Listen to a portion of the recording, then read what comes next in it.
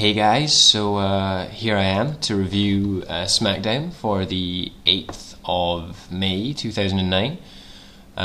Sorry I didn't get around to doing a review for ECW or Superstars.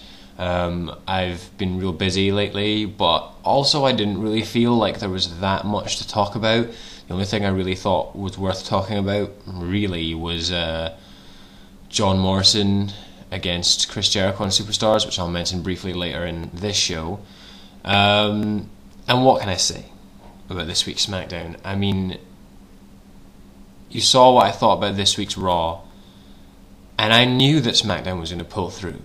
I knew that Smackdown was going to show Raw who's boss, and boy, they did it. It's not I'm saying that was the best Smackdown I've ever seen, but Smackdown is a product that seems to know where it's going. The people who run the show obviously have good plans, good ideas, lots of good wrestling going on, good sort of working with storylines, decent promotion of the mid-card instead of just all the upper card, which is all Raw is. So much upper card on Raw.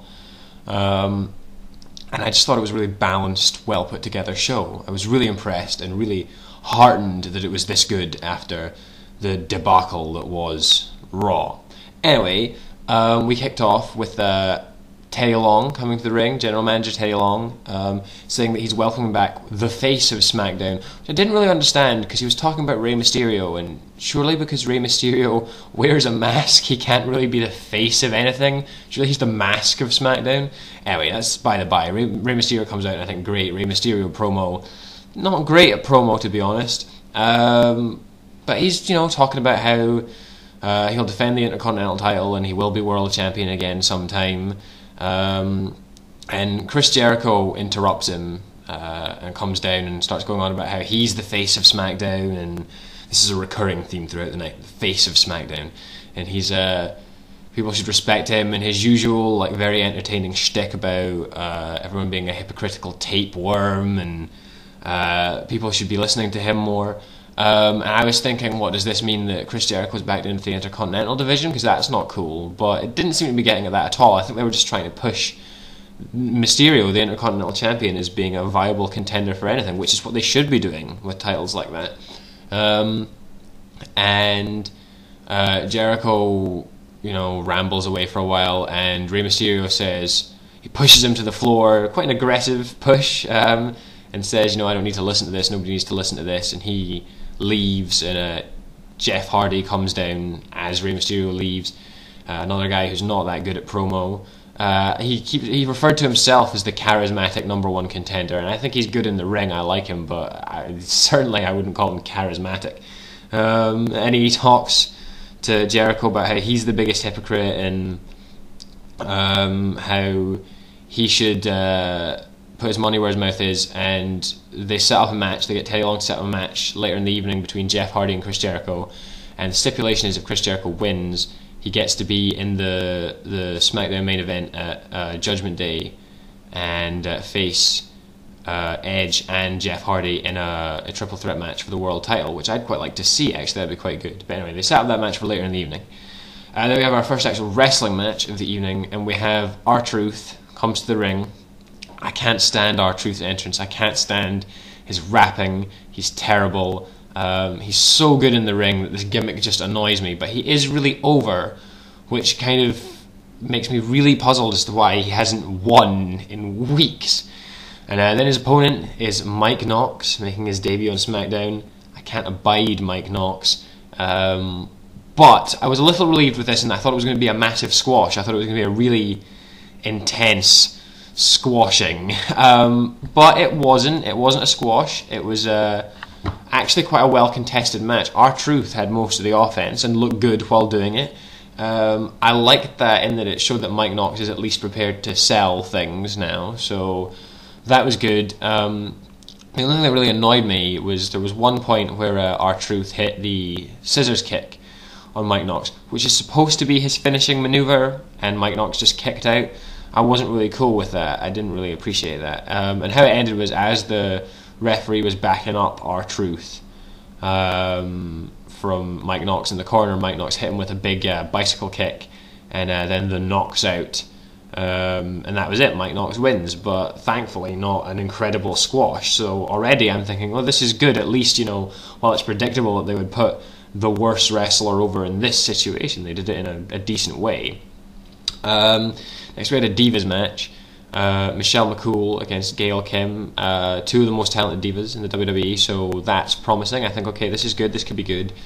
For some reason, Michelle McCool has randomly been paired with Alicia Fox, who was accompanying her to ring. Alicia Fox is rubbish. Like, I don't understand what this is meant to achieve. McCool is fine on her own.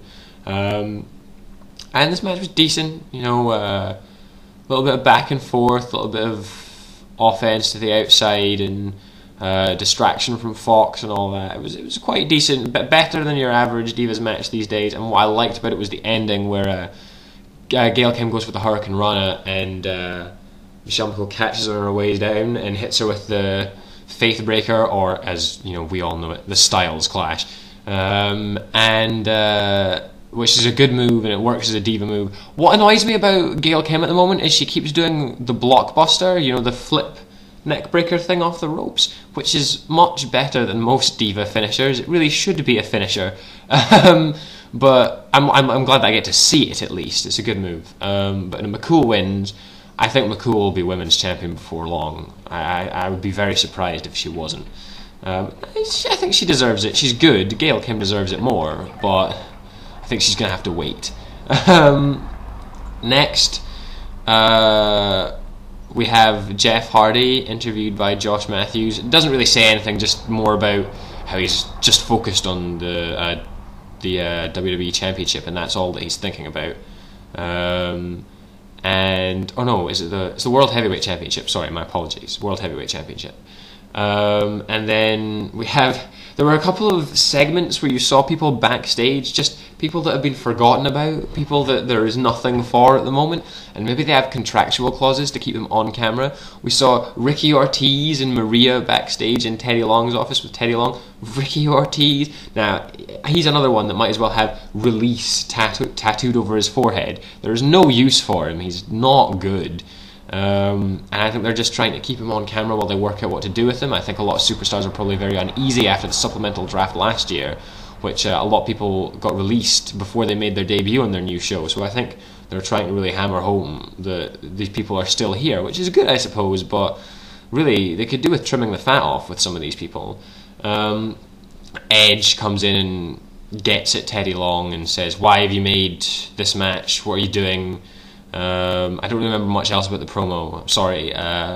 It was fine, just a little segment. Teddy Long says, "Now, player, you're lucky to even have that title. CM Punk had you beat last week." And he sets up another match, a rematch, Edge against CM Punk, for later that night. Now next I want to talk about that match on Superstars, John Morrison, Chris Jericho. I can't believe my luck. I don't believe this.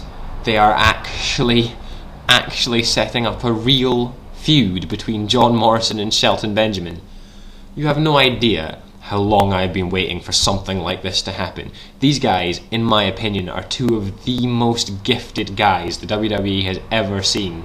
Just naturally good, really strong in the ring, really know what they're doing, fantastic wrestlers. And I thought that I was going to see Morrison Benjamin. Morrison comes into the ring, but unfortunately I'm going to have to wait for that, because what I got was Morrison Charlie Haas, with Benjamin sitting at ringside, Charlie Haas being himself for the first time in a long time and not doing an impression. The match was actually quite good. Charlie Haas is a little better than I remember him being. Not great, but you know, not awful. Morrison eventually wins with his split corkscrew moonsault thing, which I don't really understand why it finished with that, because that's not really, I don't perceive that as a finishing maneuver. I'd have preferred to have seen the Moonlight Drive or maybe the springboard kick employed, but Benjamin, you know, they're going to get at it in the ring afterwards, and Benjamin backs away, so we have to wait to see that another day. But I'm telling you, when we do see it again, it will be spectacular. This is what wrestling should be. I'm so excited about this feud, and I cannot wait to see how it unfolds. John Morrison's push is well deserved. Anyway, switch over to part 2. please, and I will discuss the rest of the show.